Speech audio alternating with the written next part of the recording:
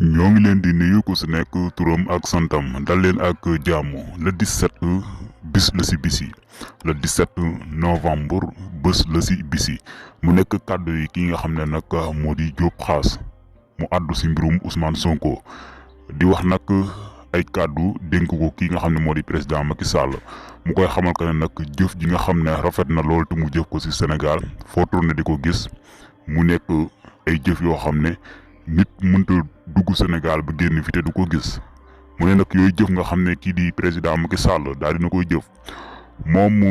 Diop Khass mu koy wax que ne nag bu mu ko gàkkal maanaam bu mu def dara nag loo xam ne dina tax yooyee jëf naax saay surtout nag le 17 bi nga xam ne nag si lañ jëm si mu nekk nag bés boo xam ne nar na doy waar lool ñuy ñaan nag jàmm képp daal si am ñu war see atte ki nga xam ne nag moo di Ousmane Sonko président Ousmane Sonko mi nga xam ne nag ndawu Sénégalais yu bëri nag am nañ yaakaar si moom le 17 bii nag la ñi nga xam ne ñoo di waa CEDEAO war a génne nag ab dogal boo xam ne daal moom génne gi nga xam ne génne nañ ko si élection yi nga xam ne mooy di ñëw dafay confirmer am déet mu nekk nag bis boo xam ne Sénégalais yu bëri nag ñu ngi teelu ba xam ana lan moo si nar a xew ba tax nag Diop Khass mii nag dénk ay kàddu kii di président Macky Sall nag